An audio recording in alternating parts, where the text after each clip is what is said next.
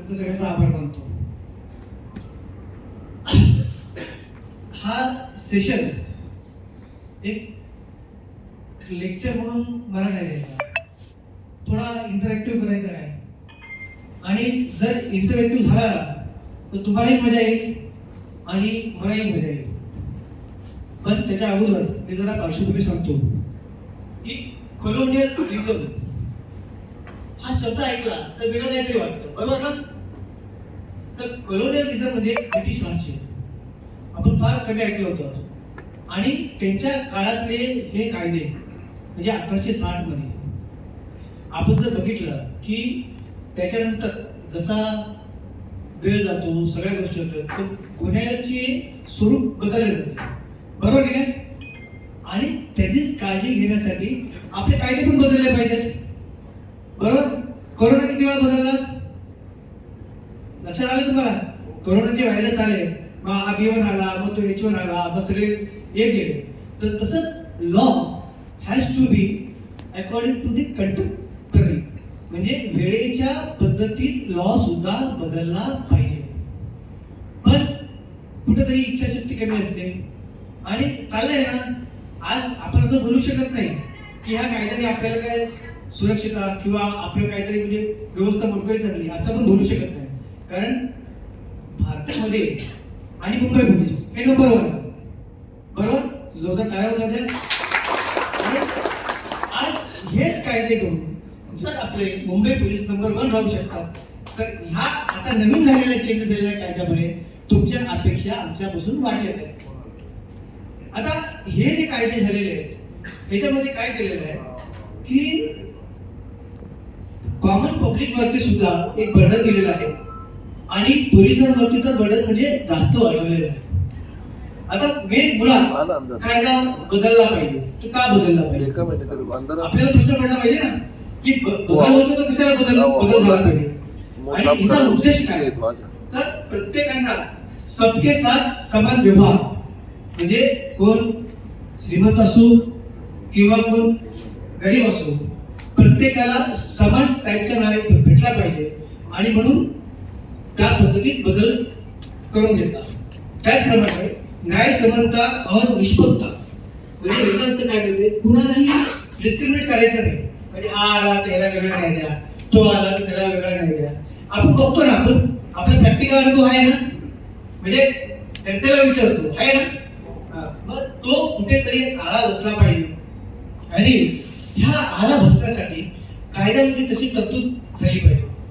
पहिला आपण येऊया CRPC, म्हणजे आता जो आपला चेंज झालेला आहे भारतीय नागरिक सुरक्षा संहिता, हा जो झालेला आहे क्रिमिनल लॉ जेव्हा एखाद्या मोशन मध्ये सेट केला जातो तर ट्रायल कशी चालली पाहिजे, त्याच्यामध्ये कुठे मुद्दे असले पाहिजे, एका कसा नोंद केला पाहिजे, हा सगळा जो प्रोसिजर जो आहे तो त्याच्यामध्ये आहे. तर आता आपल्याला सगळ्यात एक चांगली अशी गोष्ट झालेली आहे की FIR, 0 FIR. किती जणांना माहिती 0 FIR? किती जणांना माहिती आहे? एकदा स्टाफच आहे, पण इकडे किती जणांना माहिती आहे? तर 0 FIR म्हणजे असं झालेलं आहे की एखाद्या ठिकाणी कुठेही घटना घडलेली असेल, तुम्ही नजीकच्या पोलीस स्टेशन मध्ये जाऊन तुम्ही त्याची तक्रार देऊ शकता आणि तो 0 FIR ते कन्सर्न पोलीस स्टेशनला फॉरवर्ड करतात. पण ही जी मर्यादा फक्त एवढीच नाही त्याच्यामध्ये.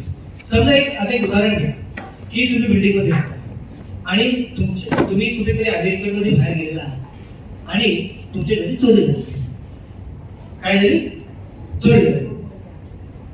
आपला जो शेजारी असतो तो उघडतो, त्याला आवाज आलेला असतो, मग सगळं झाल्यानंतर तो बघतो कोणा गेला सगळं तो तोडलेला आहे, कडी सगळी तोडलेली आहे.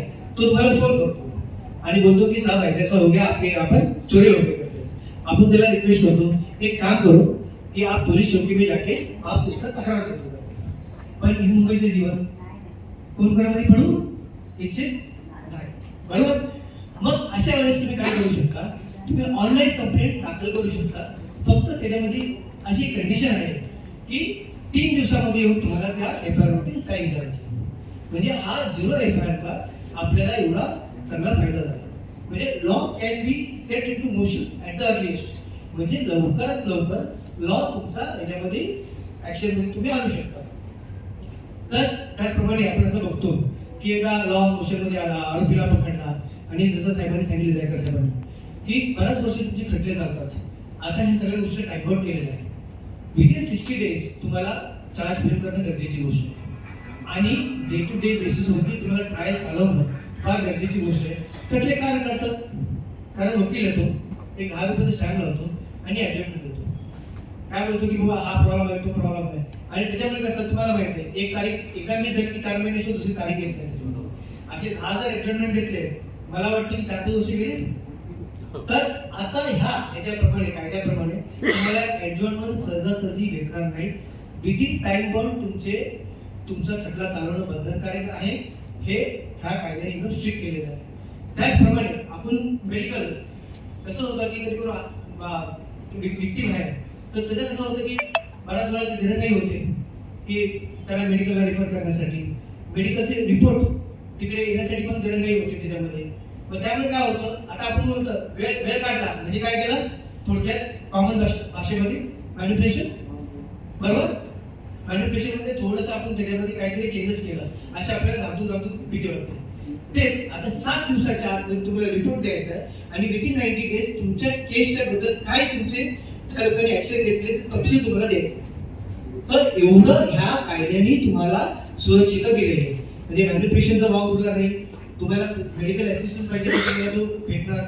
तर सगळ्या गोष्टी आता आपण असं बघितलं त्याच्यामध्ये की एक असं ह्या कायद्याने असं बघितलेलं आहे की ज्या मुळात आपल्याला गरजा होत्या त्या सगळ्या गोष्टीचा त्यांनी काळजी घेतलेली आहे. बरोबर की नाही? म्हणजे आता दुसरी गोष्ट म्हणजे समजा तुम्ही एफआर जेव्हा हे करता तर बऱ्याच वेळा कसे एनसी घेतली जाते.